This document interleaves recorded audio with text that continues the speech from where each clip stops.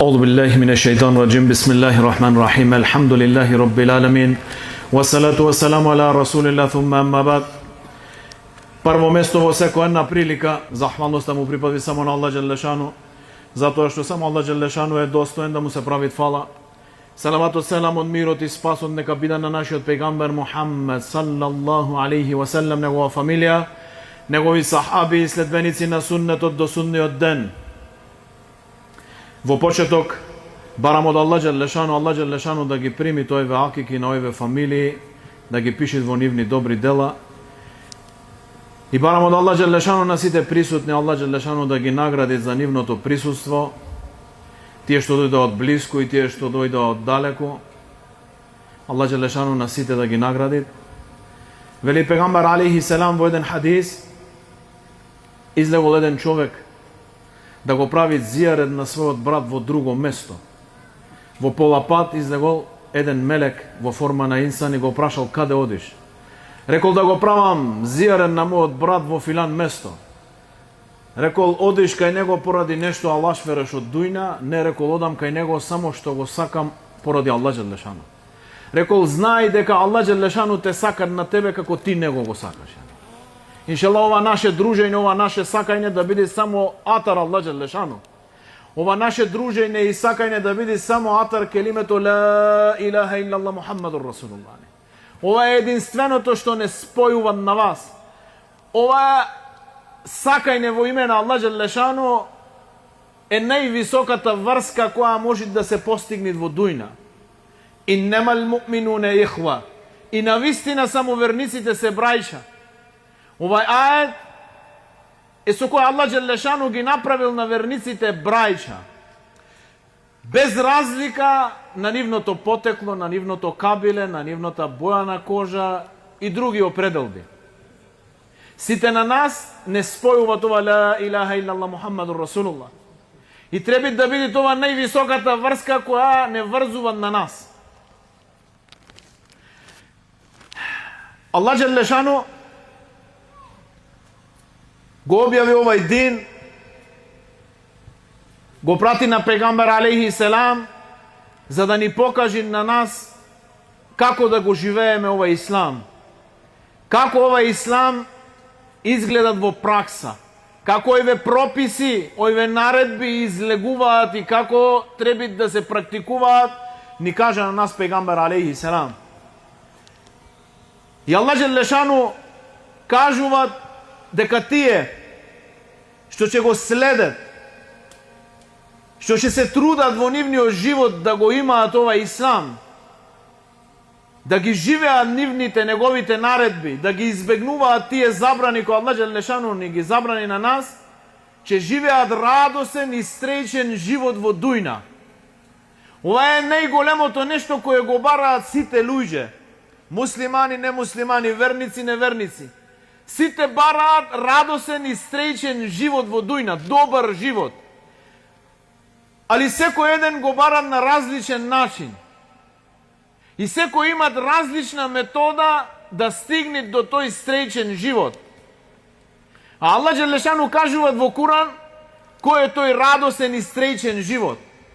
Како се стигнува тој радосен и среќен живот, мирен живот, добар живот.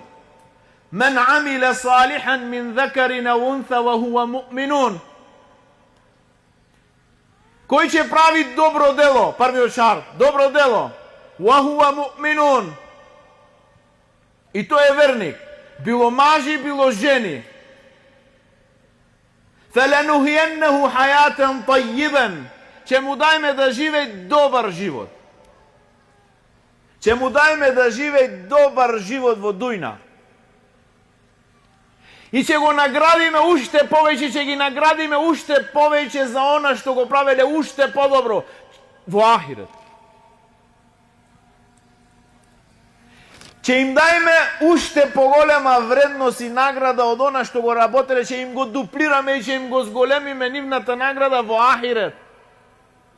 Со овај иман, со ова верување, со овај ислам, со овие добри дела, човекот добива добар живот во дујна и добар живот во ахирет, не само во ова дуња, уште подобар живот во ахирет. Што е тоа добар живот? Добар живот е твоите гради да бидат смирени, да бидат мирни покрај се што ќе те задеси тебе во овај свет. Што значи добар живот? Да бидиш задоволен со се што ќе ти се случи на тебе со Аллаховата одредба. Што и да те погоди на тебе, ти да бидиш рахат. Да знаеш дека тоа што те погодило не можело да те избегне, тоа што те избегнало не можело да те погоди. Не е добар живот во имање на дујна, на богатство. Не е добар живот, не знам какви други формули за добар живот. Добар живот е твоите гради да бидат мирни, рахат. Да знаеш дека тебе немој да ти се случи ништо освен она што Аллах го определи за тебе. Че имаш рахат живот во ова дујна. Не значи да немаш искушенија во дујна. Не. Кој мисли дека е верник, дека има намаз, пост, не знам какви ибадети, дека тој не треба да биде погоден со искушение. Не. Овие искушенија се знак за Аллахово сакање на неговите робови. Најголемо искушение кој имале во оваа дујна биле најсаканите битија створенија кај Аллах Джелешану, пејгамберите ни. Некои од ними биле убиени, некои биле прогонати, некои од ними биле продадени како Јусуф алейхиселам од неговите брајча. Биле затворени, биле убиени. Така е природата на оваа дујна. Кој барат во оваа дујна рахат, се излажал. Да немат искушенија кога викам рахат. А тоа што спомнаме твоите гради мирни. Што и да те задеси на тебе, мирни твоите гради.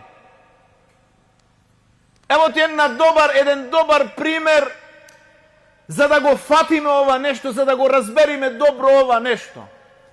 Гледај. Урва ибн Зубейр ради Аллаху ан. Беше во Шам и требаше да му се ампутира неговата нога, да му се сечи. Има некои ривајати, кога требаше да му се сечи, рече во намаз додека сум. Додека сум во намаз, сечете, ја не чувствувам ништо кога сум во намаз. Таква концентрација, Аллаху акбар. Му ја прекоа неговата нога. Му ја ампутира неговата нога. Не со анестезија како денеска. Не. Ова искушение е големо искушение во дујна. Ама слушај, Урве што кажал. Кога дошол при свест, зашто паднал во несвест, кога дошол при свест, кога е видел неговата нога, одделена од неговото тело, рекол, ја Аллах, биди ми сведок, дека јас со оваа нога никогаш не сум одел во харам. Аллах. Никогаш не сум одел во харам со оваа моја нога. Никогаш. Оволку не. Гледај.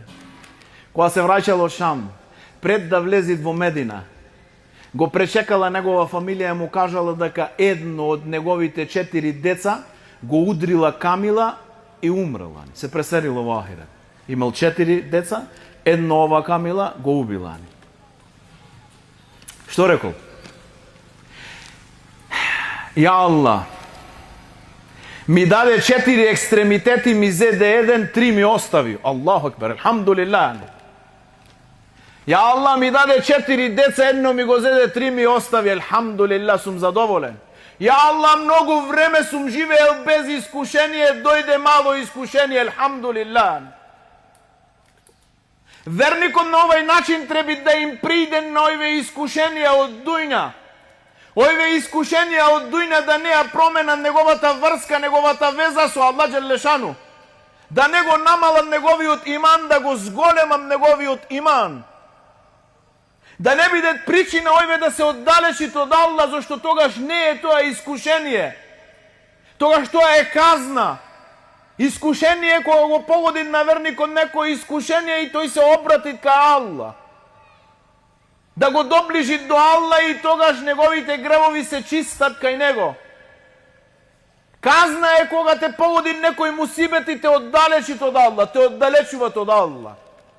Ова е казна, не е искушени ова. Затоа верникот треба да знае дека ние живееме во ова дујна, која дујна е место на искушенија, на тестови. И треба да се подготвиме за идниот свет, за големиот момент. Момент кој немат втора реприза, кој немат втора шанса, кој е една шанса. Овај живот и смрт после овај живот немат второ, немат поправен испит. И верникот треба добро да го искористи неговиот живот, да го задоволи на Аллах Джелешану, да се подготви за таа голема средба со нашиот Господар, која никој не може да ја избегне. Да знаеме, да бидиме паметни што да подготвиме, што да спремаме за оваа голема средба. Секогаш кога одиме на некој, каде било на некое патување, подготвуваме нешто што ни се потребни за тоа патување. А овај пат за ахирет е голем и долг пат. И верникот треба да подготви добро материјал за овај пат. Пари, деца, дујна не. Јауме ла јанфау малун вала бенун илла мен ета Аллаха би калбин селим. Ден во кој судниот ден на човекот немат да му бидат од корис. Неговите деца и неговото богатство, освен онај кој ќе дојде кај Аллах со чисто срце. Чисто срце исчистено од ширк, од нифак, од претварање, од овие срчани заболување исчистено ова срце. Мирно. Како што спомнавме на почетокот, неговите гради рахат, неговото срце рахат. Никогаш верникот не треба да попушти во дин поради нешто од оваа дујна. Верникот кога дојде во искушение поради оваа дујна и ахирет, секогаш треба да избери ахирет. Сухейб Руми, кога правеше хиджра, го фатија тие Ебу Джехел со неговата банда и му рекоа: каде ти? Ти дојде од Рим без пари, се обогати. Каде одиш? Овој рече: овој не се поради нешто верава, ани овој саке дујна само. Рече: земајте го цело богатство само да ме ослободите.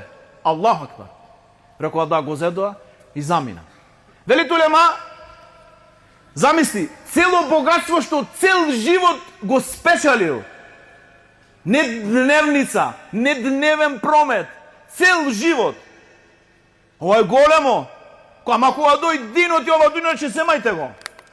Ова чудно. А што е почудно иште во оваа случка? Почудно иште вториот дел што вели улема, ни за момент, ни за еден миг, ни за еден трен не почна да прави со нив компромис. Ај пола мојт, 1/4 да ви дам. Не, без, да ти го земајте го цело, секундарски. Нема компромис.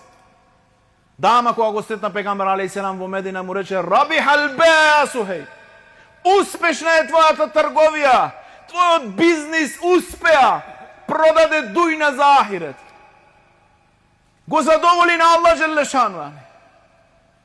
Верникот, главно богатство наше е нашиот иман, нашата вера, број 1. Со сите наши средства, расположливи механизми, треба да го штитиме, да го чуваме ова број 1 богатство наше и никако да не го нарушиме. Никако, под никој случај. Какви и маки да имаме, зашто морат да имаш маки, мораш да бидеш ставен во тест дали веруваш или не веруваш. Хасибен насо и јутраку и јакулу аменна ва хум ла јуфтанун. Зарем мислат луѓето дека ќе кажат веруваме и немат да бидат ставени во искушение? Билал ради Аллаху ан кога беше ставен во искушение, Умеј ибн Халев го каза: